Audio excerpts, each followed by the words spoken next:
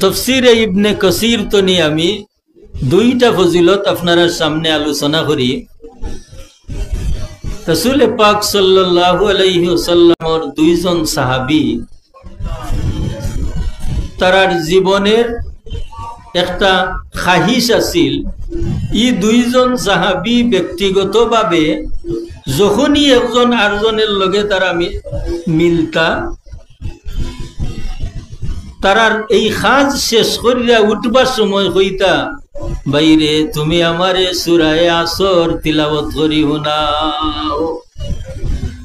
হুজুরের এই দুইজন সাহাবীর ই আমল আছিল, কইতা বাইরে তুমি আমারে সূরা আসর তিলাওয়াত করি শোনাও। অর্থাৎ কোনো সময়েও তারা সূরা আসর তিলাওয়াত না শুনিয়া উঠিয়া যাইতা না। ইমাম শাফি রাহমাতুল্লাহি তাআলা আলাইহি ফরমায়, এই সূরার মাঝে আল্লাহ ৬০টা বিষয়ের মাত মাতিছেন।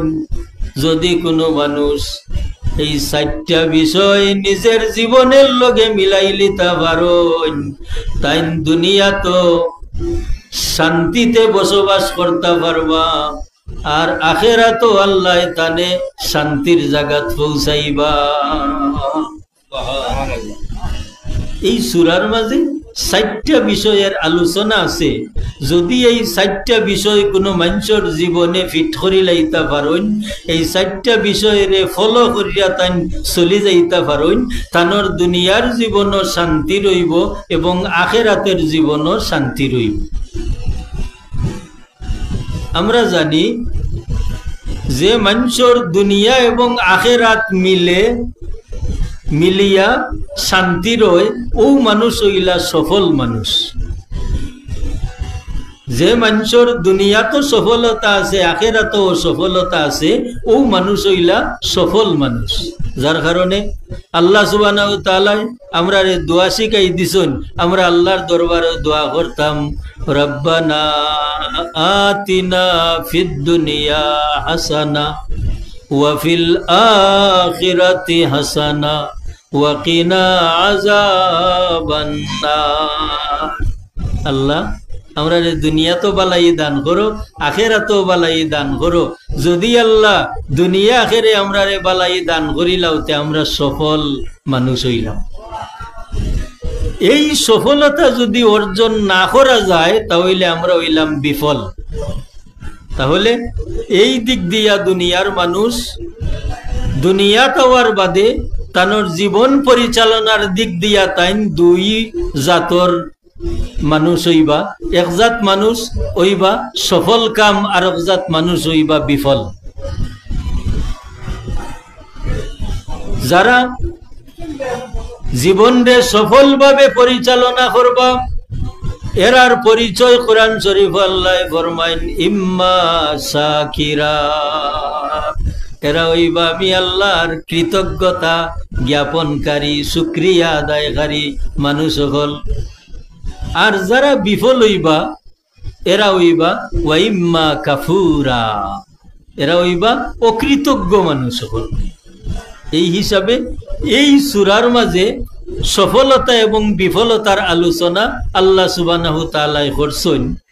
যেমন এই আলোচনার আগে আল্লাহ সুবহানাহু ওয়া তাআলা কসম করিয়া এই মাতগুলা শুরু করা। কসম, যেমন আল্লাহ ফরমায় ওয়াল আসর, সময়ের কসম, যুগের শপথ। এখন আপনার আর মনের মাঝে প্রশ্ন আইব যে আল্লাহ সময়ের শপথ খেনে করলা, সময়ের কসম আল্লাহ খেনে করুন। কারণ কসম এবং কসমের জবাবের মাঝে কিন্তু একটা মিল থাকতে হইব। আল্লাহ সুবহানাহু ওয়া তাআলা সময়ের কসম এই কারণে করেন যে সময়ের ভিতরে মানুষের সারাটা জীবনের পরিচালনা আসানি না। এই সময়ের ভিতরেও মানুষের সারাটা জীবনের পরিচালনা, এবং আল্লাহ মানুষের যে গুরুত্বপূর্ণ এবং প্রধান এক নিয়ামত দিছ, এই নিয়ামত হইল মানুষের হায়াত। এই হায়াত মানুষে পরিচালনা করেন সময়ের মাঝে। এই কারণে আল্লাহ সুবহানাহু তাআলা সময়ের কসম করিয়া ওখান বুঝাইতা চাইরা এই সময়টারে তোমরা গুরুত্ব দেও। যদি গুরুত্ব দিলাও তে তোমরা সফল কাম হইবাই, আর যদি গুরুত্ব দেও না তে তোমরা বিফলে যাইবাই, ক্ষতিগ্রস্ত হইবাই। আল্লাহ সুবহানাহু তাআলা ও সময়ের কসম করিয়া কইরা জানি রাখো, ইন্নাল ইনসানা লাফি খুসর, মানুষ ধ্বংসের মাঝে, ক্ষতিগ্রস্তর মাঝে। মানুষ ধ্বংসের মাঝে, ক্ষতিগ্রস্তর মাঝে। আবার ইল্লা, আল্লাহ সুবহানাহু তাআলা ফরমায় ইল্লাল্লাযীনা আমানু, কিন্তু তারা না যারা ঈমানদার।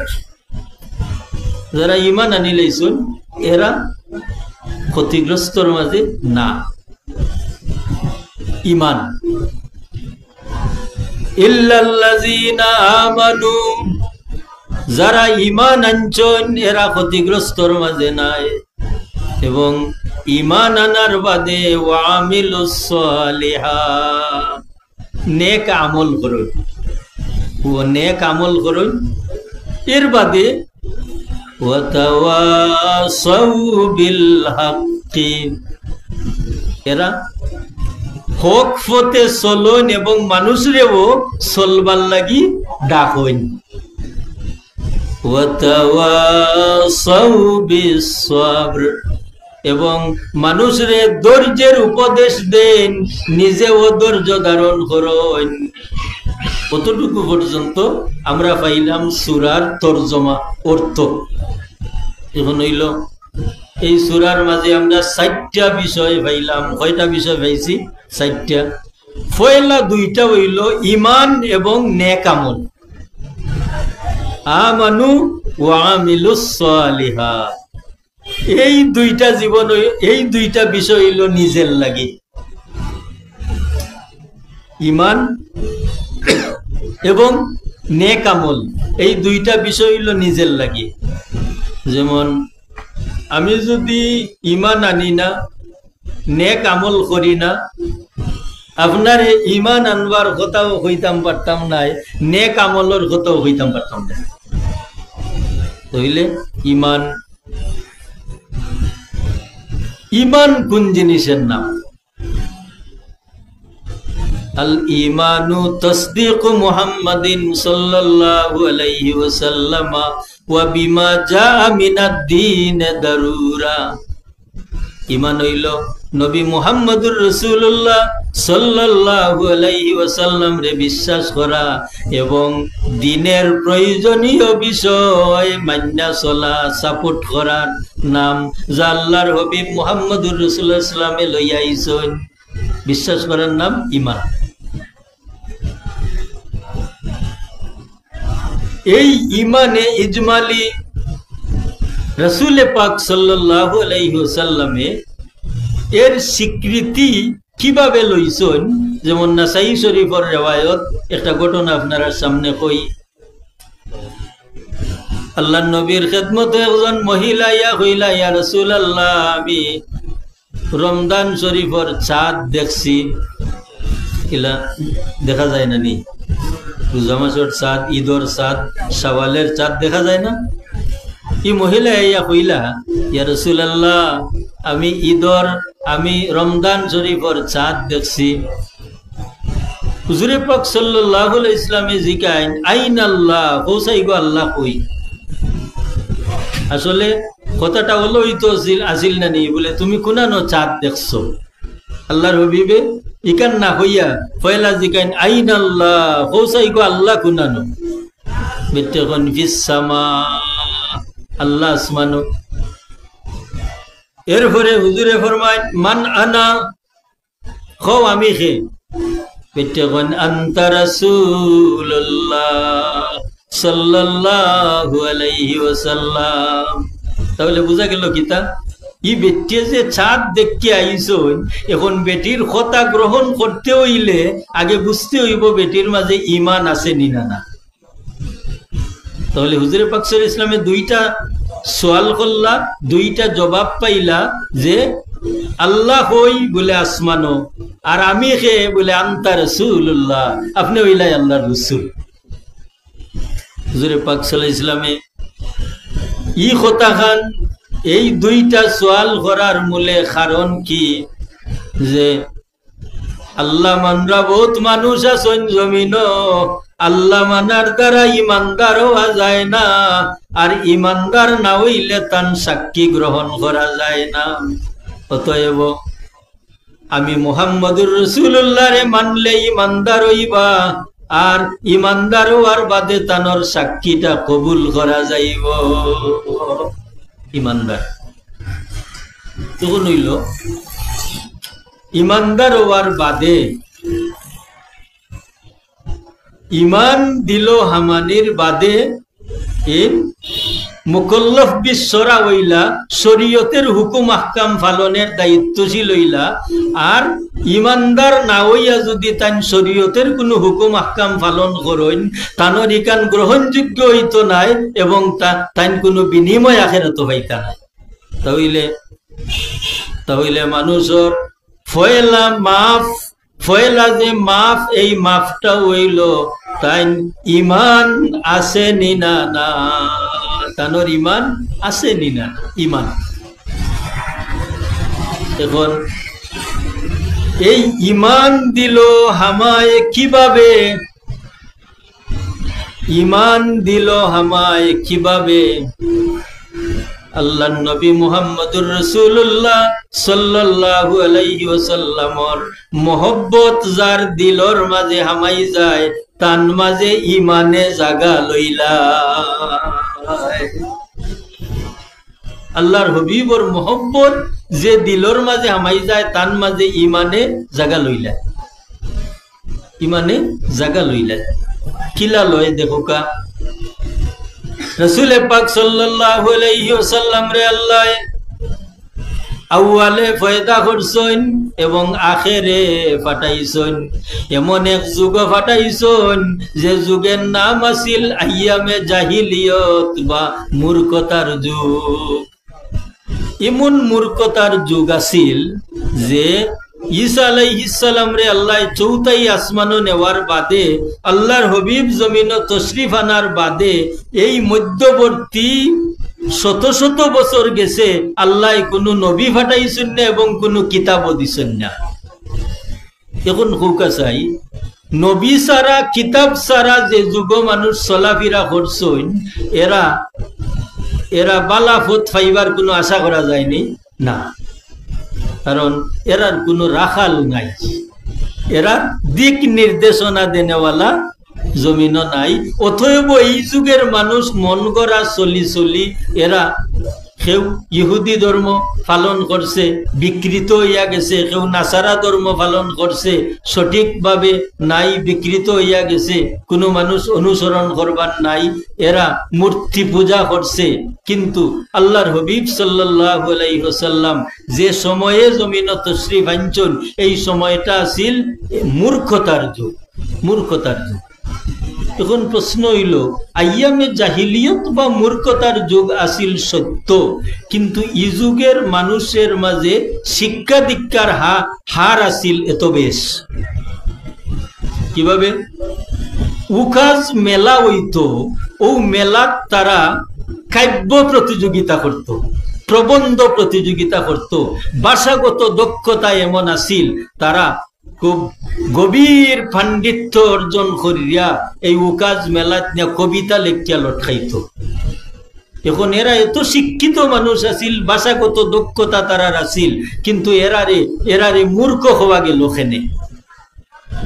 এই যুগরে আইয়ামে জাহিলিয়ত বা মূর্খতার যুগ খেনে হওয়া গেল দুইটা কারণ। একটা কারণ হইল তারার মাঝে ওহির জ্ঞান আছিল না, যেহেতু কোনো নবী নাই, অতএব এরারে বালা পথে ডাকনেওয়ালা নাই। আর নবী নাই যেহেতু কোনো কিতাবও নাই, কারণ নবী থাকলে তো আল্লাহ ই নবীর কাছে কিতাব দিলাও নেই। অতএব নবী সারা, কিতাব সারা, খুদা প্রদত্ত ওহির জ্ঞান সারা এরা দুনিয়াবি জ্ঞান অর্জন করছে, কিন্তু নৈতিকতার দিক দিয়া তারা সঠিক অবস্থানে রইছে না। মানা তারা এই অসামাজিক কার্যকলাপের এই পরিমাণ পর্যায়ে পৌঁছিয়া গেছিল যে তারা মেয়ে সন্তান জন্ম নিলে এই মেয়ে সন্তান তারা জীবন্ত কবর দিত। আল্লাহ কুরআন শরীফে ফরমায়, ওয়াইজাল মাউউদাতু সুইলাত বিআইয়ি যামবিন কুতিলাত। হায়রে হায়, ও যে জীবন্ত মেয়ে সন্তান রে তারা কলঙ্কের বয়ে যে তারা জীবন্ত কবর দিত, এরার কি অপরাধ আছে? কোন অপরাধ? তাহলে এরার অভাবটা কিতা আছিল যে নৈতিকতার অবক্ষয় গড়তে গড়তে এরার মাঝে যে অমানবিক আচরণ আইয়া এমন হইছিল, ই যুগ কোনো বালাইর কোন নিদর্শনও আসিল না। ও যুগ আল্লাহর হাবিব মুহাম্মদুর রাসূলুল্লাহ সাল্লাল্লাহু আলাইহি ওয়াসাল্লাম রে আল্লাহ পাঠাইছেন। আল্লাহর হাবিব তশরিফ আনার বাদে আল্লাহর হাবিব রে দেখিয়া এক গুরু মানুষ ঈমান তারার দিলর মাঝে হারাইছেন। যারা নবী দেখিয়া ঈমান আনছেন, ই যুগর মানুষের নাম কিতা? বলে এরা আল্লাহর হাবিবর সাহাবী বনি গেছে। যারা ঈমান আনছেন, ঈমান আনার বাদে এরা নবীর সাহাবী, নবীর সাথী। আবার দেখা গেছে এক গুরু মানুষ এরা জেলা মূর্তি পূজা করছে, এই মূর্তি পূজা তো নি তারা করতে পারছে না। আরব গুরু মানুষ এরা ইহুদি ধর্ম আছিল, তারা ধর্ম তো রয়েছে। আরব গুরু মানুষ নাসারা ধর্মের অনুসারী আছিল, তারা রইছে। কিন্তু এক গুরু মানুষ এরা আল্লাহর হাবিব রে ফাইয়া এরা এমন ভাবে তারার দিল ঈমান হামাইছে, আল্লাহ সুবহানাহু তাআলা তারার ঈমানের তারিফ করছেন যে ওয়াইজা কিলা লাহুম আমিনু কামা আমানান নাস। এরার মতো ঈমান আনো। তফসিরও এই আয়াতের তফসির খুঁজাইলে দেখা যায় আল্লাহ খারার কথা কইছেন, খারার ঈমানের লাগান হইতো নবীর সাহাবী হকলর ঈমানের লাগান। তাহলে বুঝা গেল আল্লাহর নবীর সাহাবী হকলর ঈমান রে আল্লাহ কবুল করছেন নি না? কবুল করছেন। যার কারণে আল্লাহর হাবিবে ফরমায়, আসহাবি কান্নুজুম, আমার সাহাবী হল যেমন তো আকাশের নক্ষত্র লাগান। বিআইহিম ইক্তাদাইতুম ইক্তাদাইতুম, আমার যে কোনো একজন সাহাবীর অনুসরণ করলে তোমরা হেদায়েত পাইবে। বলে কেনে? বলে হায় রে হায়, আল্লাহর হাবিব রে ভাইয়া তারা এমন ভাবে মহব্বত করছেন যে ইমানের পূর্ণতা হাসিল হইয়া গেছে।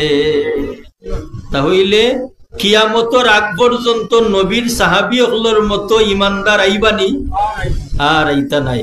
এই কথাটা তো আমরা সকলে একমত না? আমরা একমত। কারণ কিয়ামতের আগ পর্যন্ত যত বিজ্ঞ প্রাজ্ঞ মানুষ জন্ম নেউকা, কিন্তু নবীর সাহাবী হকলর মতো ইমানদার ওইটা নাই। ও কথাটা গভীর ভাবে খেয়াল রাখুন জানু। ও কথার উপরে এই সূরার সারাটা তফসির আলোচনা করিয়া আমি শেষ করব। তাহলে বোঝা গেল আল্লাহর হাবিব রে ভাইয়া যদি এরা পূর্ণ মুমিন হওয়ার কারণে কিয়ামত পর্যন্ত জমিন যত মানুষ আইবা, তামাম মানুষ হল কোন সমস্যাত পড়লে এরা সমাধান বার করতে হইলে ও সমস্ত মানুষ হল রে খুঁজানি দরকার নি না। তার মানে তার অর্থ হইল যে কিয়ামতের আগ পর্যন্ত ধর্মীয় ব্যাপারে যে অবস্থা তাকিয়া আটকিবা, এই আটখন্তনি ছুটতে হইলে নবীর সাহাবী হকলরে খুঁজানি লাগবে। কারণ এরার ইমানটা হইল আল্লাহর হাবিব রে দেখিয়া, এবং এরার ইমানের ওজন এই পরিমাণ, আল্লাহর হাবিব মুহাম্মদুর রাসূলুল্লাহ সাল্লাল্লাহু আলাইহি ওয়াসাল্লামে ফরমান আমার সমস্ত সাহাবী হল হইলা ন্যায়পরায়ণ এরা ন্যায়পরায়ণ এরা মিয়ারে হক মানা অর্থাৎ এরার অনুসরণে কোনো মানুষ হক তো নি পদস্খলন করত নাই এটা হইল আমরার আকীদা এটা হইল আমরার বিশ্বাস এবলা আমি এই ফয়লা কথা যে মুমিনের ঈমান আল্লাহর হাবিবর মোহব্বত লা ঈমানা লিমাল্লা মুহাব্বত আলা যার ভিতরে মোহব্বত নাই তার ঈমান নাই এখন প্রশ্ন হইল আল্লাহর নবীর সমস্ত সাহাবীগুলোর তারিফ আমরা পাইলাম যে এখন সকল সাহাবীগুলোর ঈমান সমান আছিল নি না সব সাহাবীগুলোর ঈমান সমান আছিল না বলে কেনে বলে কিয়ামতের আগ পর্যন্ত যত মুমিন হল জমিন আইবা সমস্ত মুমিন হলর ঈমানের ওজন সমান হইব নি না বলে কেনে আমরা ইনো যারা আছি আমরা হকলের ঈমানের ওজন সমান নি না বলে এই ঈমানের ওজন ব্যবধান ধরে কিভাবে বলে ঈমানের ওজন ব্যবধান ধরে আল্লাহর হাবিবর মোহব্বত যার মাঝে যেই পরিমাণ আছে তার ঈমানের ওজন এই পরিমাণ আছে এই কথাটা বুঝলাম কিলা বলে রাসূল পাক সাল্লাল্লাহু আলাইহি ওয়াসাল্লামর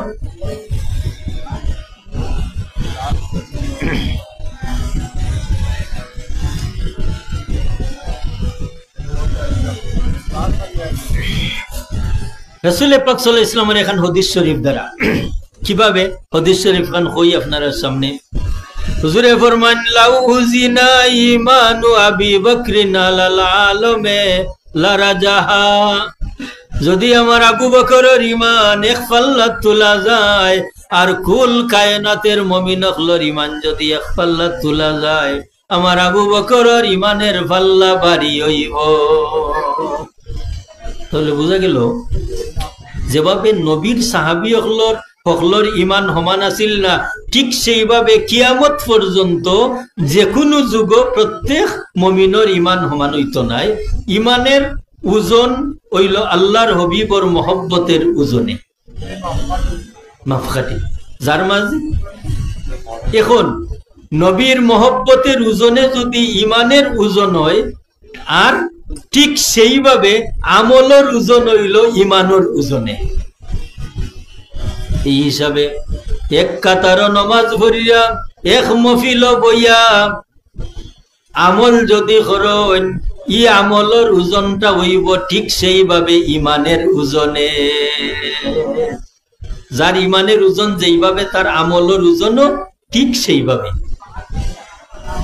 আল্লাহর হাবিব মুহাম্মদুর রাসূলুল্লাহ সাল্লাল্লাহু আলাইহি ওয়াসাল্লামের সাহাবী হলে আল্লাহর হাবিবে মোহব্বত করিয়া একটা পূর্ণতা জমিনত হইয়া গেছেন এই পূর্ণতাটা হইল তারা শুধু আল্লাহর হাবিবরে বিশ্বাস করছেন না বরং তারার এই বিশ্বাসের পরিপূর্ণতা জমিন দেখাইয়া গেছেন বিশ্বাসের পরিপূর্ণতাটা কিলা যে ইয়া রাসূলুল্লাহ আপনারে মোহব্বত করি হিসাবে আপনার কারণে আমরার জীবন বিসর্জন দেওয়াটা আমরার কাছে কোনো ব্যাপার না ঠিক কিনা যে আপনারে মোহব্বত করি এই কারণে আপনার লাগি আপনার কথায় আপনারে সন্তুষ্ট করতে গিয়া আমরার জীবন বিসর্জন দিতে আমরা কোনো হিসাব করি না যেমন সাহাবাই কেরাম হলে যে যুদ্ধ করছেন যুদ্ধত গেলে যে শহীদ হয়ে যাইবা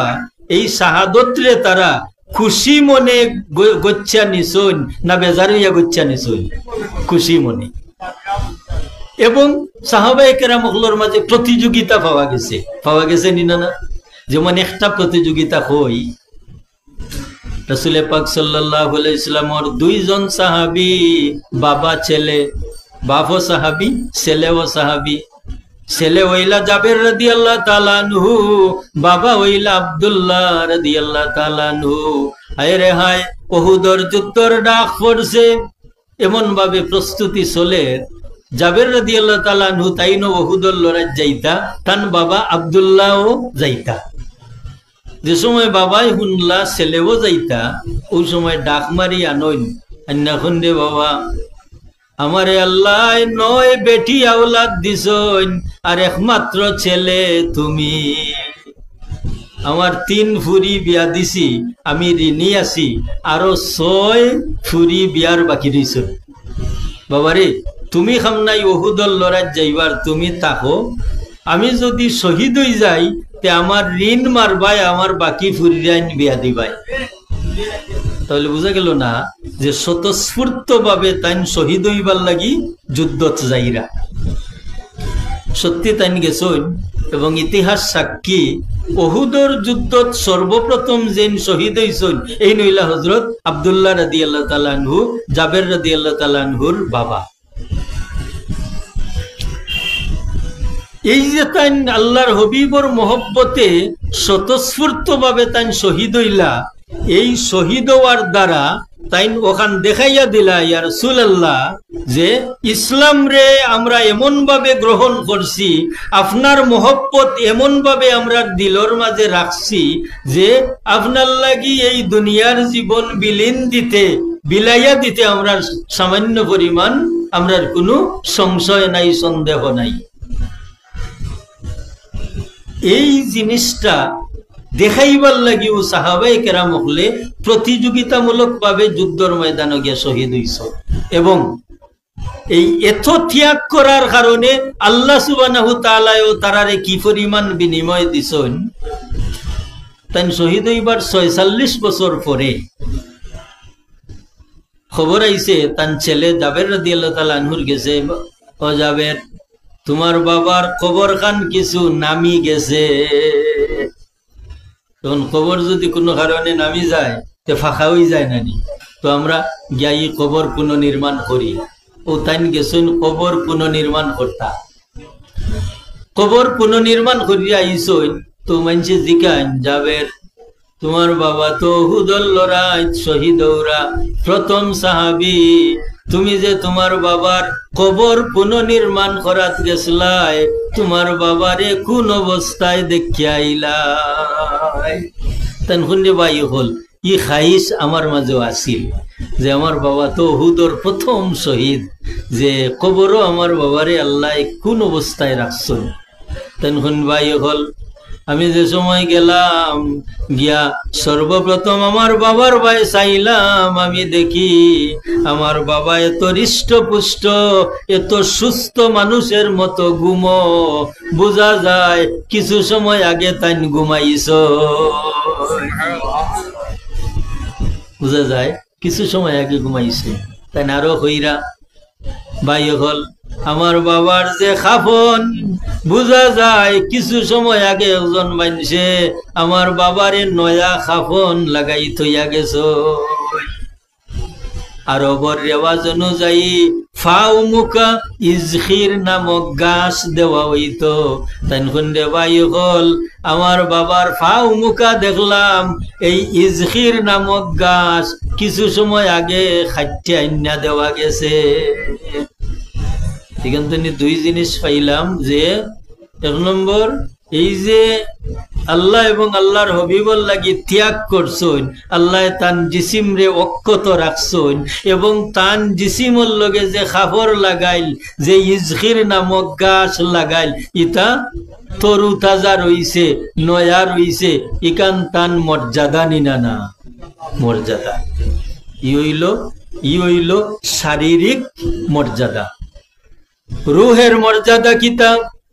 হায় রে হায়, আল্লাহ লাগি যারা শাহাদত বরণ করেন, আল্লাহ সুবহানাহু তাআলা ই রুহ অকল রে নির্ধারিত এক বেহেশত রাখুন না, বরং এরারে আল্লাহ এই স্বাধীনতা দান করেন।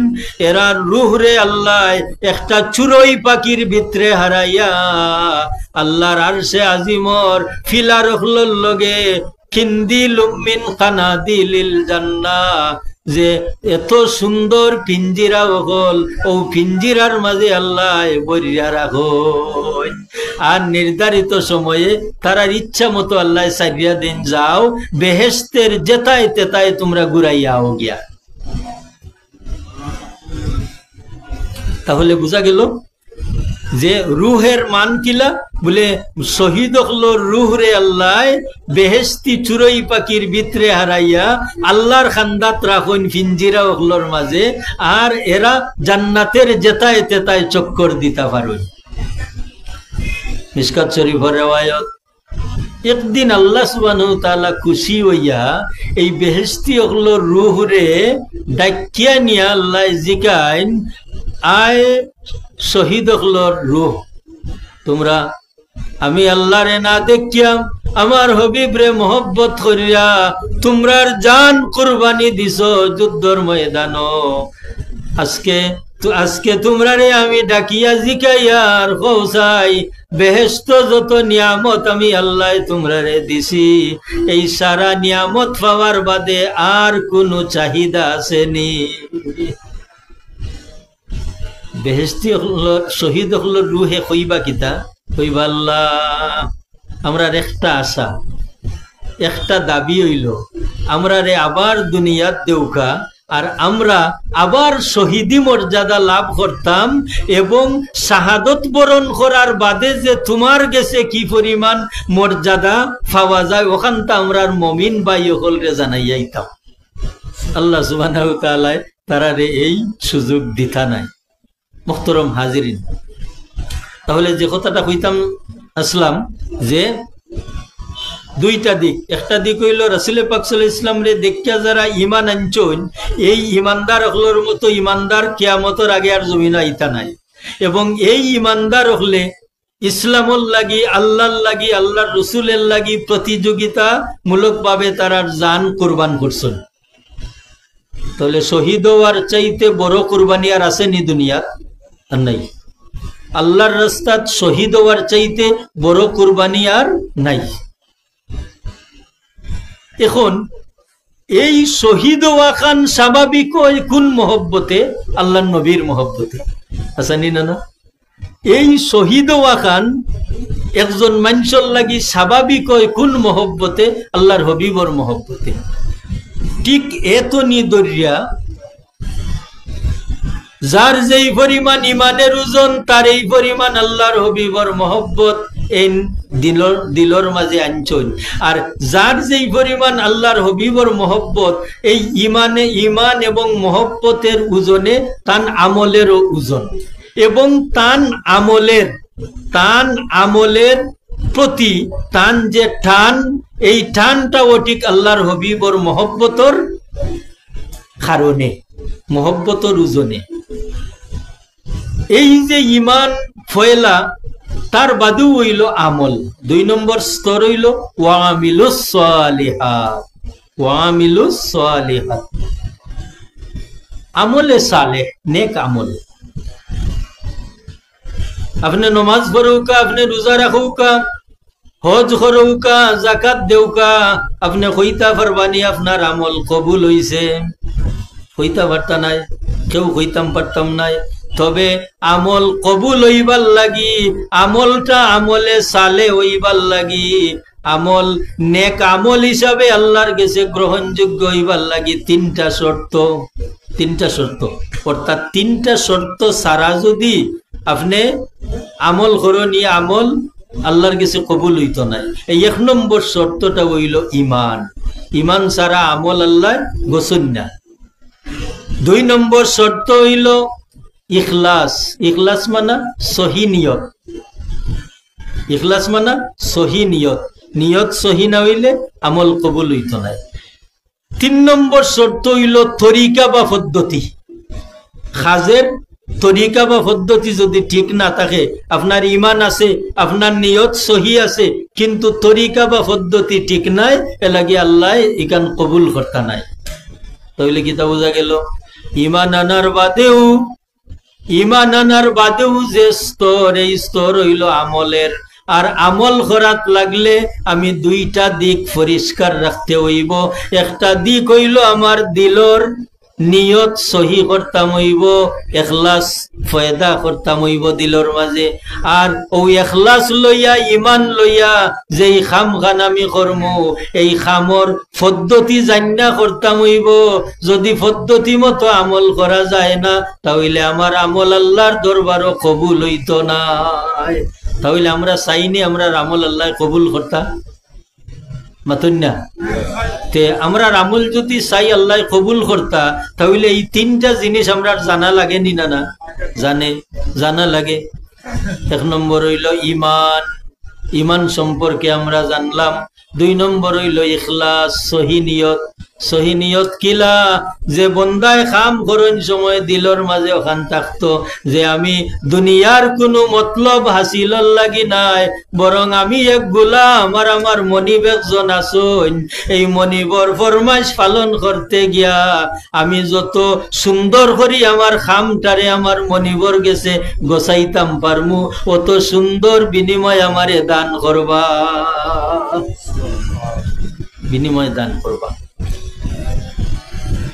যেমন সামান্য তুনি সামান্য আমল যদি আপনি আল্লাহরে গোসাই লিতা পারেন, ইকানের বিনিময় এত ডাক। একটা উদাহরণ, হাকিমুল উম্মত আশরাফ আলী থানভী সাহেব, নাম শুনছেননি? হাকিমুল উম্মত আশরাফ আলী থানভী সাহেব রহমতুল্লাহি তাআলা আলাইহি, তাই একদিন স্বপ্নে দেখো তান গ্রামের এক মুরব্বী মানুষ আইয়া কইরা, ও থানভী সাহেব, আমার কোনো বেটা ওলাদ নাই, এগু মেয়ে আমি তৈয়াইছি, আগামী খাইল জান আমার ফুরি ঘুরে খন জানু সদকা করবা লাগি। আচ্ছা হোক আছে, ইলাল্লাহান কোনো মরা মানছে যদি স্বপ্নে আপনারে কোনটা কইন, এই কথাটারে গুরুত্ব দিবানি না? দিবা। আর ই খে আশরাফ আলী থানভী সাহেব রহমতুল্লাহি তাআলা আলাইহি, তো তাই ঘুমতনি উঠতেও গেলা ও বেটার বাড়িত গিয়া দেখুন ই বেটার ফুরি গুই এক খলসি লইয়া পুকুর আইসন পানি নিতা। ও তাই আলগা তুমি কইন গো মা, তোমার বাবারে স্বপ্নে দেখছিলাম, তোমার বাবাই কইছেন তুমি সদকা করতাই। কি কথা কান হইনা ফুরিয়ে খলসিটা ফারো থইয়া আর ফুকুর তনি এক ডাবু পানি লইয়া শুকনা মাটিত ফেলাচ্ছেন। আশরাফ আলী থানভী সাহেব ও কথা খান কইয়া আর ও দৃশ্যটা দেখিয়া তাই বাড়িত আইসন, আইয়া রাত্রে ঘুমাইছন। 2 নম্বর রাত স্বপ্নে দেখো নৌ মুরব্বী মানুষ আবার আইয়া কইরা, ও থানভী সাহেব, আমার ফুরিয়ে যে সদকা করছন আল্লাহ কবুল করিলাইছন। আশরাফ আলী থানভী সাহেব রহমতুল্লাহি তাআলা আলাইহি তান কিন্তু হাকিমুল উম্মত, উম্মতের ব্যারিস্টার। এই ঘটনাটা কইরা মলফুজাতে আশরফি ও কিতাব তনি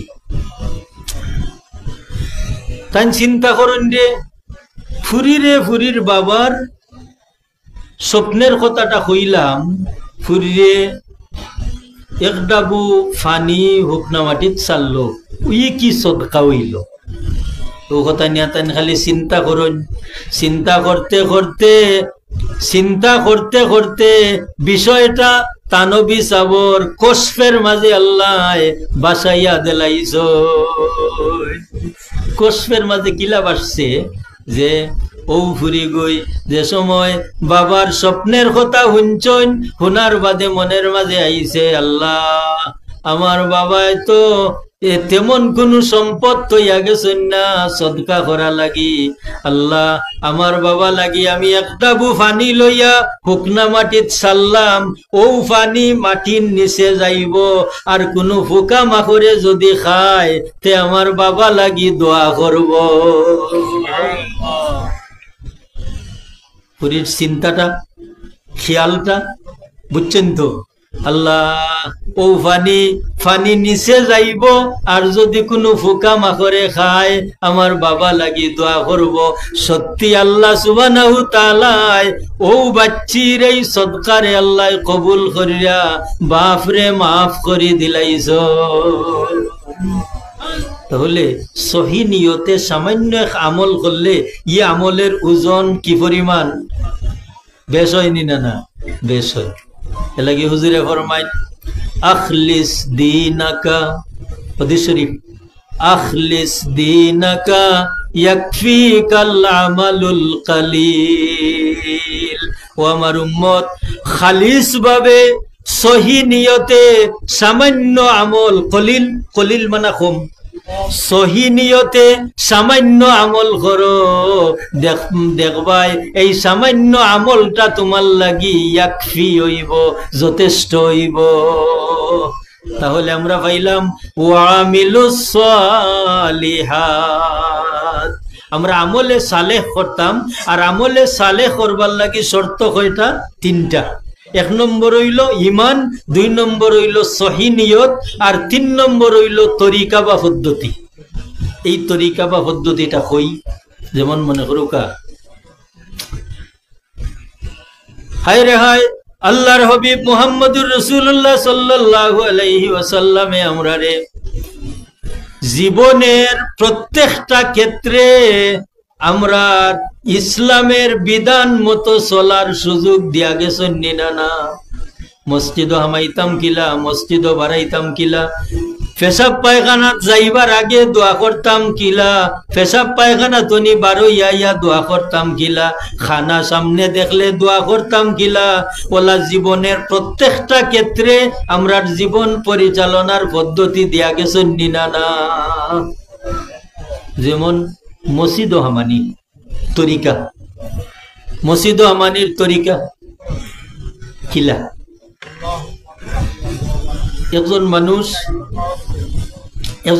যে সময় মসজিদের সামনে যায়, একজন মানুষ যে সময় মসজিদের সামনে যায়, ওই সময় সাইয়াহীন ফিরিস্তা হল একগুলো, এরা চিন্তা করো যে এই মানুষটা তার পরিচয় কিতা। যখন না মাথা পর্যন্ত কোনো মানুষের পরিচয় হয়নি, পরিচয় হয় না, না মাথা পর্যন্ত কোনো মানুষের পরিচয় হয় না। তাই আল্লাহর হাবিবর সুন্নত তরিকা হইল যে একজন মুসলমান যে সময় মসজিদ হামাইবা, ওই সময় পয়লা ডাইন পাও মসজিদর কিয়া কইবা বিসমিল্লাহি, পয়লা কইবা বিসমিল্লাহি, এর বাদে কইবা ওয়াসসালাতু ওয়াসসালামু আলা রাসূলিল্লাহি, এর বাদে কইবা আল্লাহুম্মা আফতাহ লি আবওয়াবা রাহমাতিক। এই হইল এক রিওয়ায়াত। আর আরেক রিওয়ায়াত আছে আমরা যে দোয়া করি আল্লাহুম্মা আফতাহ লি আবওয়াবা রাহমাতিক। কিন্তু মসজিদ হামাইবার পরিপূর্ণ তরিকা হইল আমি পয়লা যেখান কইছি, একজন মানুষ মসজিদ হামাইয়া যে সময় ডাইন পাও রাখিয়া তান বিসমিল্লাহ কইন, বিসমিল্লাহ কওয়ার লগে লগে তান একটা পরিচয় হয়ে যায়। এই ফিরিস্তা হলে বুঝিলাই নেন আল্লাহর বান্দা, যেহেতু আল্লাহর নাম লইয়া তাই পাও রাখছেন মসজিদ হইন আল্লাহর বান্দা। যে সময় তাই আল্লাহ রসুলের উপরে দুরূদ শরীফ পড়ুন ওয়াসসালাতু ওয়াসসালামু আলা রাসূলিল্লাহ, ওই সময় ফিরিস্তা হলোর কাছে পরিচয় হয়ে যায় এই আর কোনো নবীর উম্মত নাই, এন মুহাম্মদুর রাসূলুল্লাহ সাল্লাল্লাহু আলাইহি ওয়াসাল্লামের উম্মত। এর বাদে দোয়া আল্লাহুম্মা আফতাহ লি আবওয়াবা রাহমাতিক, আল্লাহ রহমতর দরওয়াজা হল আমার লাগি খুলি দে। ও হইল মসজিদ হামাইবার তরিকা। ঠিক ওলা বারোইবার তরিকা হইল যে বারোইবার সময় ডাইন পা, বারোইবার সময় ডাইন পাও না বাউ পাও, বাউ পাও, বাউ পাও বাউ জুতার উপরে রাখিয়া হইতাম বিসমিল্লাহি, আর আস্তে আস্তে চেষ্টা করতাম ডাইন পাওর জুতা আগে হারাইবার তরিকা বিসমিল্লাহি হইয়া, আর ডাইন পাও ডাইন পার জুতা হারাইতাম, আর শেষে গিয়া বাউ পার জুতা হারাইতাম। এর বাদে ওয়াসসালাতু ওয়াসসালামু আলা রাসূলিল্লাহ আল্লাহুম্মা ইন্নী আসআলুকা মিন ফাদলিক। ঠিক ওলা ও এই তরিকা বা পদ্ধতি হইল মসজিদ হামাইবার বা বারোইবার। এখন এই তরিকা বা পদ্ধতিটা যদি ঠিক না থাকে তে মসজিদ হামাইলে ক্ষতিগ্রস্ত হইমু, মসজিদ হামাইলে ক্ষতিগ্রস্ত হইমু। কিলা ক্ষতিগ্রস্ত? যেমন আমরা তো আমরা তো হিজুকা মানুষ নাই, এর লাগে আমরা অপকর্ম করলে আমরা কোনটা বুধ পাই না। কারণ আল্লাহওয়ালা মানুষ তো যদি কোনো ভুল ভ্রান্তি হয় আল্লাহর মায়া লাগে। আল্লাহ চাইন আমার বন্দায় ভুল করি লাইছন, দুনিয়াত আমি ইশারা দিয়া তানে একটু কষ্টর মাঝে ফালাইয়া আমি আমার বন্দারে দুজখ তনি বাঁচাইলাই। আল্লাহর ইচ্ছা হইল নেককার মানুষ আল্লাহওয়ালা মানুষের তনি কোনো ভুল হয়ে গেলে আল্লাহ চাইন দুনিয়াত তানে কষ্ট দিয়া আখেরাতো মুক্তি দিলাইতা। যেমন হযরত সুফিয়ান সাউরি রাহমাতুল্লাহি তাআলা আলাইহি বহুত বড় ধরনের ওলি আল্লাহ, বহুত বড় ধরনের ওলি আল্লাহ। একদিন বেসাখতা মসজিদ বাউফাও হারাই দিছ। লগে লগে গাইব তনি আওয়াজ আইছে, ইয়া সৌরু, হে বলো তুমি মসজিদ তনি বার হয়ে যাও। ইয়া আল্লাহ, কত বড় আল্লাহর ওলি। যেই আওয়াজ শুনছন, শুনার বাদে হযরত সুফিয়ান সাউরি রাহমাতুল্লাহি তাআলা আলাইহি আল্লাহর দরবারে খান্দন আরম্ভ করছেন। এমন খান্দন খান্দিলা, এই খান্দন তাকেও আবার আওয়াজ আইছে, ও সুফিয়ান তুমি খান্দন বন্ধ করো, আমি আল্লাহ তোমারে মাফ করে দিলাইছি। এখন আল্লাহ তো তানে মাফ করে দিলাইছেন না, এরপরেও তাই নিজেরে তাই শায়েস্তা করেন। ও সুফিয়ান, তোমার এই বুলে মসজিদ বাউফাউ হারানির কারণে আমার আল্লাহরে জেলা নারাজ করছো। যদিও আমার আল্লাহ তোমারে মাফ করে দিলাইছন, কিন্তু আল্লাহ যে গালি খান দিছন, এই গালি তোমার নাম তনি আমি সরাইতাম না। আরবিতে সৌরুন শব্দের অর্থ হইল বলদ। তাই নিজেরে সতর্ক করবার লাগি, শায়েস্তা করবার লাগি তার নামর লগে সুফিয়ান সৌরি রাখছুন। সুফিয়ান সৌরি রাখছুন তার মানা কিতা? তার মানে হইল আল্লাহওয়ালা মানুষের যদি পদস্খলন হয়, এই পদস্খলনটা হইল তান জীবনের লাগি শেখা খেজা। এই পদস্খলনে তান্ডে খালি আঘাত প্রাপ্ত করব।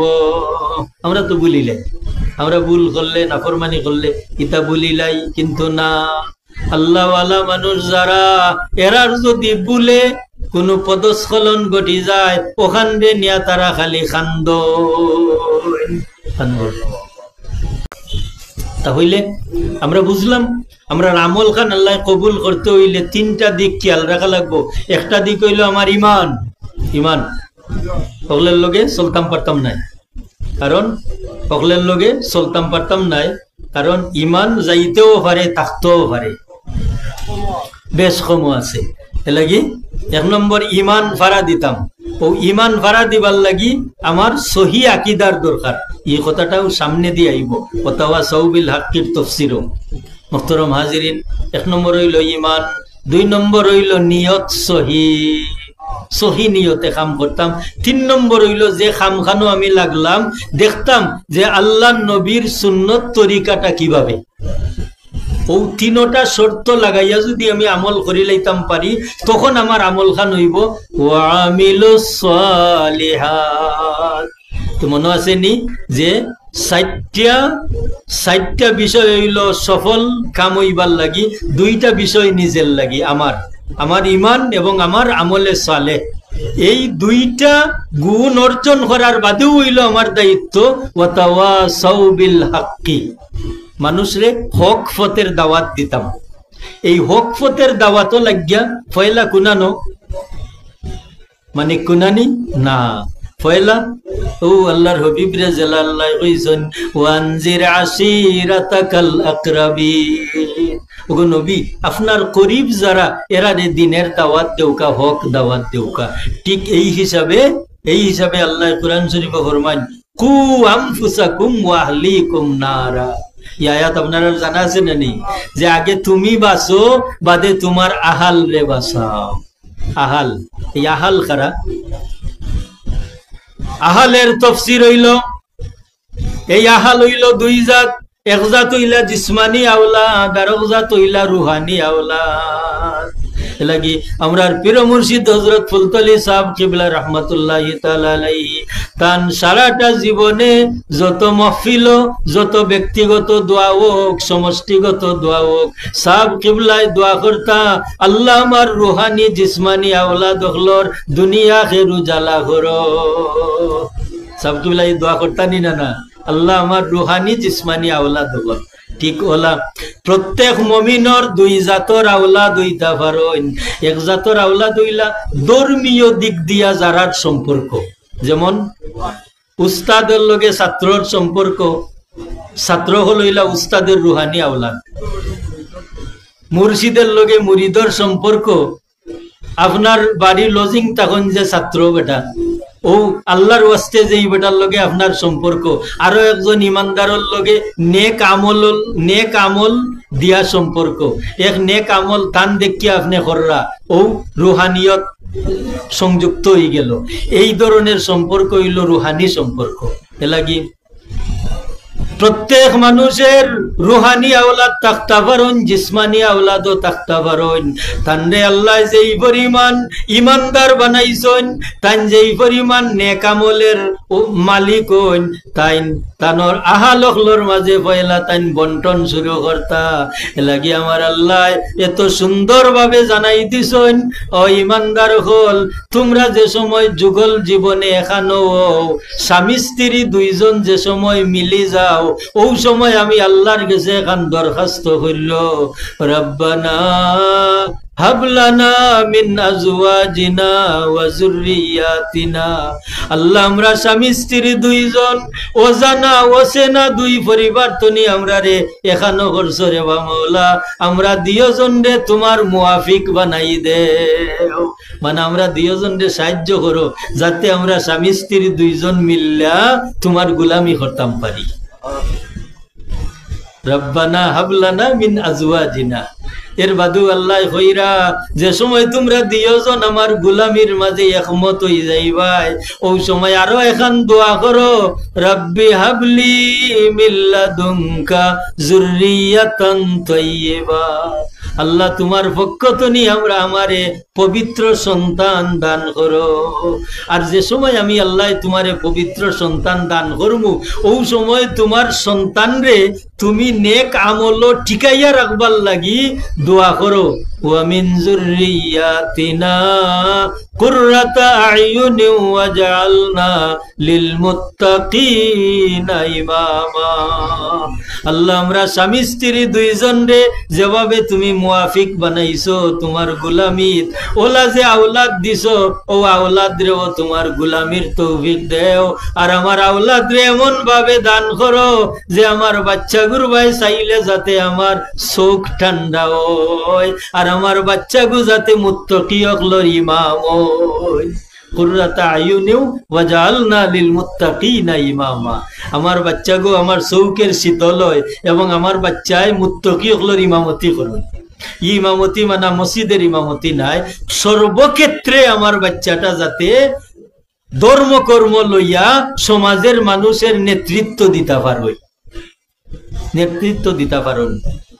এই কথাটা খেনে কারণ আপনারে আল্লাহ যে আওলাদ দান করছেন এই আওলাদের উপরে আপনার দায়িত্ব আছে নি না না দায়িত্ব আছে এই দায়িত্ব যদি আদায় না করি তে আমি দুনিয়াতো শরম পাইমু আখিরাতো শরম পাইমু নি না না পাইমু এ লাগি মুহতারাম হাজিরিন ওয়া তাওয়াসাউ বিল হাক্কি এর দুই তফসির এক তফসির হইল আকীদা সহি করে রাখা আর দুই নম্বর তফসির হইল যে নিজের অধীনস্থ তনি আমর বিল মারুফ আর নহি আনিল মুনকার আপনার বিবিরে বালা বালা খাম করবার ফরমাইশ দেউকা আপনার মেয়েরে আপনার ছেলেরে আপনার প্রতিবেশীরে আপনি নেক আমলের প্রশিক্ষণ দেউকা ওখান হইল ওয়াতাওয়াসাউ বিল হক এইভাবে যে সময় আপনার পরিধি যত বড় হইব আপনার মর্যাদা তত বাড়বো অত আপনার দায়িত্বের স্থানও বাড়বো নি না না হায় রে হায় আমরার পীর মুর্শিদ হায় রে হায় এত জীবনের সর্বশেষ বয়সে গিয়াও বাড়িত ঘুমাইছেন না সাব কিবলা মানুষের বাজিয়ে বাজিয়ে তা খাইবা লাগিনি না? আল্লাহ কত সম্পদ দান করছেন, কি লাগি যে সাব কিবলার দায়িত্ব বাড়ছে, মুরিদ মুতাল্লিকিন জিসমানি রুহানি আওলাদ দখল বাড়িছেন, যার কারণে পীর মুর্শিদর দায়িত্ব বাড়ছে। এই কারণে দুনিয়ার জায়গায় জায়গায় এমন ভাবে খেদমত চালাই গেছেন। আজকে দেখো কা ফ্রান্স আমেরিকা যতখানো মুসলমান আছেন অতখানো সাব কিবলার দাওয়াত গিয়া পৌঁছিছে নিনা না? ওই যে সাব কিবলার নাতি সাহ হাফিজ মারজান আহমদ সাহ, তাই তাই জায়গায় জায়গায় আপনারা দেখরা জায়গায় জায়গায় ইতা ইতা হই গেছেন বলে সাব কিবলায় যত জায়গা দিনের দাওয়াত পৌঁছাই দিছন অত জায়গা হল গিয়া হারি, অত জায়গার মানুষ হলে সাব কিবলার নাতি সাহ রে মায়া করিয়া অত জায়গাত নেননি না? বলা প্রত্যেক মুসলমান ইমানদার তানে আল্লাহ যেই পরিমাণ কবুল করবা এই পরিমাণ তানোর স্থান আল্লাহ বাড়াই দিবা। ও স্থান হল গিয়া তানোর খেদমত চালাইয়া রাখবা নিনা না? এই হিসাবে হৌকা চাই ওয়াতাওয়া সৌবিল হাক্কি আমরা প্রত্যেক ইমানদারের আছে নিনা না? প্রত্যেক ইমানদারের দাওয়াতি খাম আমরা আছে নিনা না? আছে। আমরা জীবন পরিচালনার সাথে সাথে দিনের খেদমত আমরা চালাইয়া যাইতাম। 4 নম্বর হইল তাওয়াসি বিস সবর। তাওয়াসি বিস সবর, ওয়াতাওয়াসাউ বিস সবর। আমরা সবরের প্রশিক্ষণ দিতাম। সবর কোন জিনিসের নাম? আচ্ছা হোক আছে ইমানের বাদে কিতা নমাজ, ইমানের বাদে কিতা নমাজ।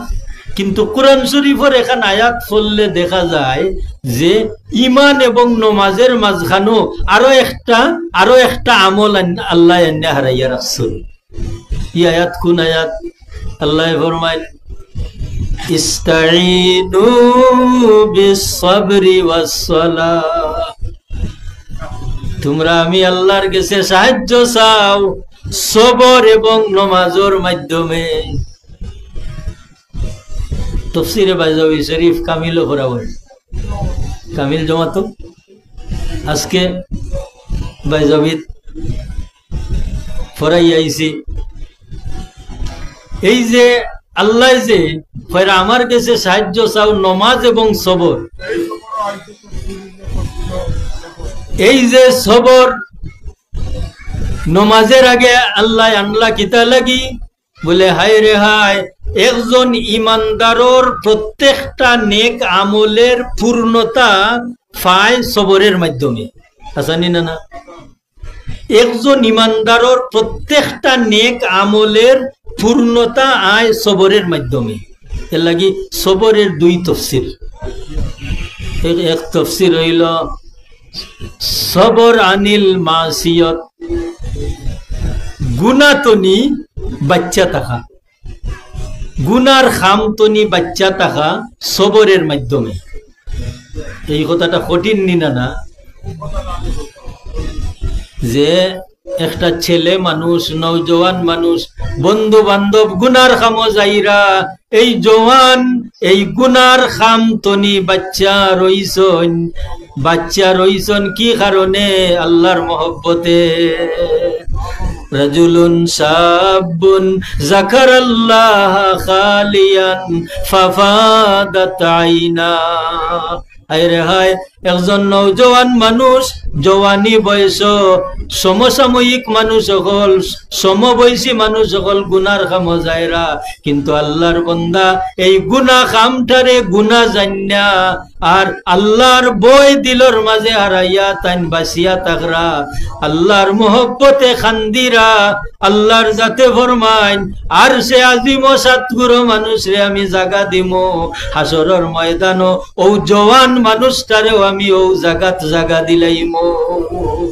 রাজুলুন শাবুন যাকারাল্লাহ খালিয়ান ফাফাদাত আইনা। গুনার খামতনি বাচ্চা থাকা, সবর আনিল মাসিয়ত। 3 নম্বরটা হইল সবর আনিল বালা। অভাব, বেমার আজার মুসিবত মুসিবত পড়ছেন ওই সময় সবর করিয়া যদি আপনি মুসিবতটা মান্না নিতাগি পারেন তে আপনি ওইলা পরিপূর্ণ বিনিময় পানেওয়ালা, পরিপূর্ণ বিনিময় পানেওয়ালা। যেমন আল্লাহ সুবহানাহু ওয়া তাআলা মুমিন হলরে পরীক্ষা করেন, এই পরীক্ষাটা আল্লাহ নবী হল তনি শুরু করছেন। হায় রে হায়, কোন নবীরে আল্লাহ মাছের পেটো দিয়া পরীক্ষা করছেন, ইউনূস আলাইহিস সালাম। কোন নবীরে আল্লাহ ফুক লাগাইয়া দিছেন, আইয়ুব আলাইহিস সালাম। এলা পরীক্ষা করছেন না না আল্লাহ? ঠিক হলা, প্রত্যেক মুমিনের ঈমান আন্দাজা পরীক্ষা থাকবো। আর পরীক্ষা দিতে হইলে সবর করা লাগে নিনা না, সবর করা লাগে। আজরাইল আলাইহিস সালাম দুইজন মানুষের জান নিতাইলা। নুজহাতুল মাজালিস কিতাবের মাঝে একটা ঘটনা নয়। আজরাইল আলাইহিস সালাম দুইজন মানুষের রূহ কবজ করতাইলা। একজন মানুষ এমন আল্লাহ এত সম্পদ দান করছে, লগে লগে খাউরাও দিছেন পুরুতা। ইন্তেকালের আগে তানোর জানে চাইছে বড় মাছের কলিজি খাইতা। ফুয়াইন বারইয়া গেছেন, বিভিন্ন দিকে ছুটিয়া গেছেন, মাছের কলিজি আনতা, বাফরে খাবাইতা। মাছের কলিজি আনছেন, আন্না রান্দিয়া খাবাইছেন। আল্লাহ কইন আজরাইল রূহ নেও। আজরাইল ইসলামে রূহ নিছেন। পক্ষান্তরে আরো একজন মানুষ, সালো নাই সানি, ভিন্ন নাই কাপড়, খুব গরিবী অবস্থায় আল্লাহর নিয়ামতের শুকরিয়া আদায় করিয়া, এই অভাবরে পরীক্ষা মনে করিয়া, ধৈর্য ধারণ করিয়া তাই উত্তর সিরানা হইয়া ভরি রইছ। অভাব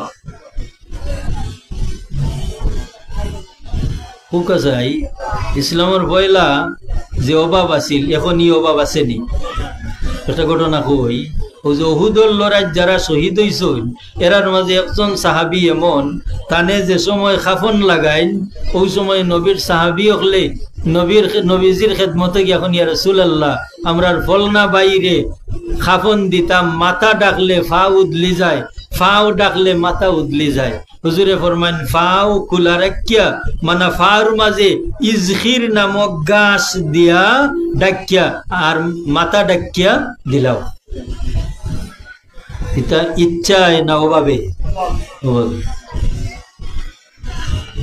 বছর আগে আমরা ফুরুবেলা চৈত মাসও ফাল্গুন মাসও বাজারও গেলে বড় বড় আটার টেকি উঠতো নিনা না। এখন যেই পরিমাণ মানুষ, তখন বেশ আসলা না কম? কম আসলা। আদমশুমারি গণলে এখন যেই পরিমাণ মানুষ আমরা আছি, আজ তো 15-20 বছর আগে আরো বেশ আসলাম না কম? কম, কিন্তু অভাব আছিল, অভাব আছিল। কিন্তু এখন মানুষ বেশ, এখন আর আটার টেকি বাজারও দেখা যায় না। এখন আটা খেয়ে খাইন যে যারা ডায়াবেটিক্স বেমারের কারণে। তাহলে কিতা বোঝা গেল যে অভাব এই পরিমাণ আছিল। আল্লাহ সুবহানাহু ওয়া তাআলা আল্লাহর বন্দারে অভাব দিয়া পরীক্ষা কররা, আল্লাহর বন্দা সন্তুষ্ট চিত্তে ধৈর্য ধারণ করিয়া স্বীকার কররা। এমন সময় উত্তর সিরানা হইয়া ভরি রইছ মরণাপন্ন। ইশারা দিয়া কইন্দে বাবা হল আমার এক কাতরা পানি খাওয়া, ওটা পানি দেও। ও বাচ্চায় সামুস করিয়া মুখর খান্দাত নিছই। আল্লাহ কইন আজরাইল আমার বন্দার রূহ বাহির করো। আজরাইল আলাইহিস সালামে ও দুইজন মানুষের রূহ নিয়া আল্লাহর দরবারে আরজ করেন, আল্লাহ আজকের কেরেশমা বুঝতাম পারলাম না, তোমার বন্দারে তুমি এত সম্পদশালী বানাইলাই, কোনো অভাব অনটন নাই, মাছের কলিজি খাবাইয়া রূহ নেওয়াইলাই। আর তোমারই বন্দা অভাব অনটন থাকলো, তোমার নিয়ামতের শুকরিয়া আদায় করলো, আর এক কাতরা পানি খাইবার দিলাই না। আল্লাহ আজরাইল বিষয়ে জানিয়া নেও, আমার যে বন্দারে আমি নিয়ামত দিছিলাম, কিন্তু আমার বন্দায় আমার নিয়ামতের কদর করতে পারছে না, বিদায় দুনিয়ার তৃপ্তি তারে আমি দিলাইছি। ইন্তেকালের আগে দেখছি সামান্য নেক আমল আছে, আমার ইচ্ছা নাই আখেরাতো তারে শান্তি দিতাম, ও সামান্য নেক আমলের বদলা মাছের কলিজি খাবাইয়া তারে আমি চির জাহান্নামী বানাইছি। আর আমার যে বন্দারে যে আমি আমি ফানি খাইবার দিছি না, ইন্তেকালের আগে দেখছি তার সামান্য গুনাহ রইছে, আমি আল্লাহর দয়া হইছে এই গুনাহ মাফ করিয়া ফানির পিপাসা দিয়া গুনাহ মাফ করিয়া তারে আমি আখিরাত দুজখের আগুন তনি বাঁচাইয়া বেহেশত দিছি। হোক সুবহানাল্লাহ। তাহলে কিতা বোঝা গেল যে একজন ইমানদার সর্বক্ষেত্রে সার্বিক দিক দিয়া তার জীবনটা কিন্তু পরীক্ষার সম্মুখীন। অতএব এই 4টা বিষয়, এই সূরার মাঝে আমরা কয়টা বিষয় পাইলাম? 4টা বিষয়, ঈমান আর নেক আমল এবং হকের প্রতি দাওয়াত, এবং প্রত্যেকটা ক্ষেত্রেই আমি পরীক্ষার সম্মুখীন হইয়া ধৈর্য ধারণ করা। যদি 4টা বিষয় আমার মাঝে বাস্তবায়ন করিয়া জীবন পরিচালনা করতাম পারি, তে আমার দুনিয়াও সফল, আখিরাতও সফল। আল্লাহ আমরার জীবনটারে সফল কাম বানাউকা। ওয়া আখিরু দাওয়ানা আনিল হামদুলিল্লাহি রাব্বিল আলামিন।